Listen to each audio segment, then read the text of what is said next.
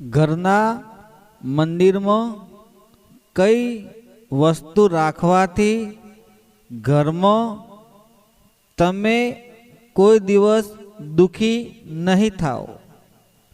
ઘરના મંદિરમાં કયા પ્રકારની વસ્તુઓ નહીં રાખવી જેનાથી તમે બરબાદ થતા બચી જશો?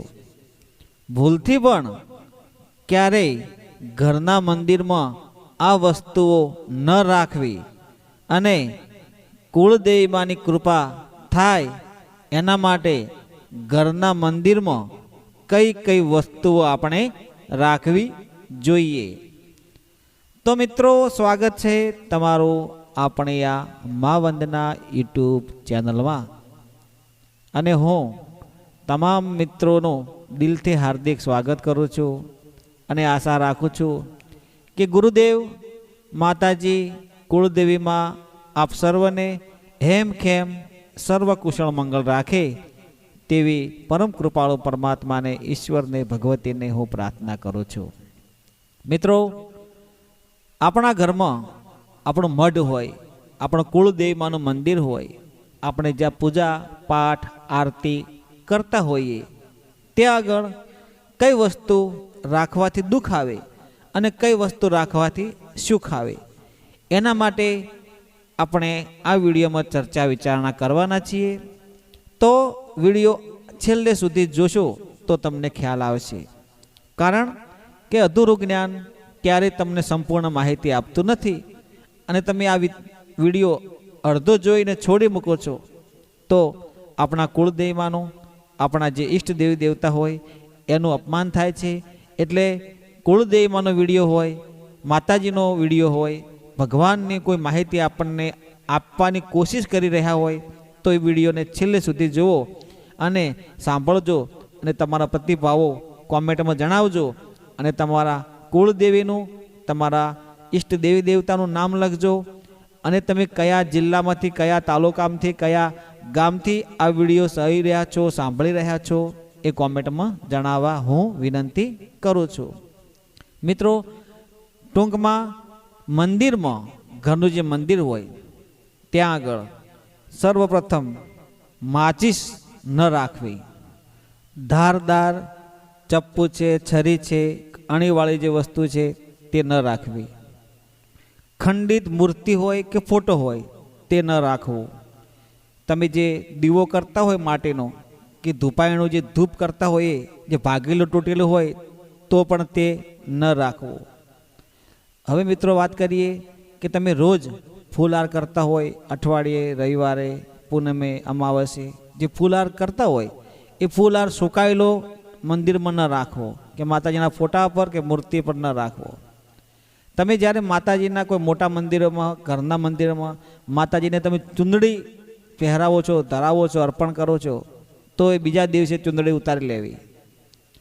જ્યારે તમે માતાજીને શ્રીફળ કે અગરબત્તી કે પ્રસાદ ધરાવો છો અને જે વસ્તુ નીચે પડે છે જ્યારે ધરાવો એ વખતે ફૂલના પાંદડીઓ, કોઈ પ્રસાદ, તે વસ્તુ લઈ લેવી અને એક પાત્રમાં ભરી દેવી. જ્યારે તમે દીવો કરો છો તો જે દીવાની બળેલી ડિબેટ હોય, દીવો પતી જાય અને જે બળેલી ડિબેટ હોય તો એ દીવો તમે સાફ કરો સાંજે કે સવારમાં, તો એ દીવાની ડિબેટ જે બાકી રહેલી હોય એને પણ પેલા જે તમે અગરબત્તીનો કે ધૂપનો જે પાછળનો જે રાખ વધી હોય પાંદડાઓની, ફૂલોની, એમાં મૂકી દઈ અને પૂનમના દિવસે એને પ્રવાહિત જળમાં વધરાવી દેવો. આ વસ્તુઓ ન રાખવી ઘરમાં. તો કઈ કઈ વસ્તુઓ રાખવી? માતાજીનો સંપૂર્ણ ફોટો હોય, સંપૂર્ણ મૂર્તિ હોય એ રાખવી, ઘંટડી રાખવી, શંખ રાખવો, કાચવાનું જે પ્રતીક આવે એ રાખવો, જે ઝળહળતી લાઇટો માતાજીને તમે આજકાલમાં લોકો ઘણા મંદિરોમાં મેં જોયું છે એ રાખી શકો છો. માતાજીના મંદિરમાં ગુગળનું ધૂપ, ગંગાજળ, ગુલાબજળ, કંકુ, અબીલ, ગુલાલ, આ વસ્તુ તમે ઘરમાં તમારું મંદિર હોય ત્યાં તમે રાખી શકો છો. લોબનનું ધૂપ પણ કરી શકાય, ગુગળનું ધૂપ પણ કરી શકાય, ઘીનો દીવો કરતા હોય તોય, તેલનો દીવો કરતા હોય તોય, ત્રાંબાના કોડાયામાં, પિત્તળના કોડાયામાં કે માટીના કોડાયામાં જેમાં તમે દીવો કરતા હોય તે સંપૂર્ણ પાત્ર હોવું જોઈએ.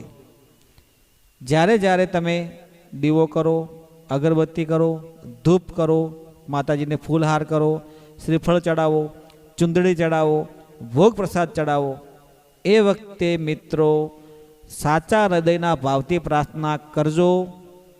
ભાવ શુદ્ધ રાખજો, પવિત્ર ભાવ રાખજો, તન મનમાં ખોટા વિચારો ન રાખતા, અને જે ભાવથી તમે પૂજા કરશો એ જ ભાવથી તમને ફળ પ્રાપ્ત થાય છે. આ સચોટ અને સાચી માહિતી છે. તમે દીવા ધૂપ અગરબત્તી તો કરો છો, પણ તનથી કરો છો, મનથી નહીં. પણ મન જો સાફ હશે, સર્વ જગતના કલ્યાણ હેતુનો ભાવ હશે, તો તમારા કુળદેવી ચોક્કસ તમને શુભ ફળ આપે છે. જે તમે ધારો છો તે તમારું કાર્ય પણ થાય છે. પણ ક્યારે? તમારો ભાવ કેવો છે એના ઉપર ડિપેન્ડ કરે છે. તમારા પિતૃદેવ હશે, તમારા પૂર્વજ દેવ હશે, એમને તમે રવિવાર હોય, કોઈ પૂનમનો દિવસ હોય, એમના નામે તમે કોઈ ધર્મ કરો છો, કોઈ કુંવાસીને જમાડો છો, અને એમને તમે રવિવારના દિવસે કે પૂનમના દિવસે એમના નામથી તમે એમને ખીર જમાડો છો, સુખડી જમાડો છો. કુળદેવીને પણ તમે સુખડી, ખીર, કોઈ મીઠાઈ, માવો, શ્રીફળ તમે અર્પણ કરો છો, અને તમે સમય જતાં ધીમે ધીમે આવું કાર્ય, ધર્મનું કાર્ય કરતા જાઓ છો, તો ઓટોમેટિક તમારું મન, તમારું તન, તમારા વિચારો સકારાત્મક થવા લાગે છે. ઘરમાં સકારાત્મક ઉર્જા આવે છે, અને તમારું સંપૂર્ણ જીવન ધીમે ધીમે બદલાવા લાગે છે. આમ કરતાં કરતાં તમારું જીવનમાં પેઢીમાં બદલાવ થવા લાગે છે, અને સુખની, પરમ સુખની પ્રાપ્તિ થાય છે. મિત્રો, એવી હું આશા રાખું છું કે તમે સત ધર્મનું કાર્ય કરજો, નીતિમાં રહેજો, ધર્મમાં રહેજો, બની શકે તો કોઈનું ભલું કરજો, એવી આશા રાખું છું. જય ગુરુદેવ, જય માતાજી.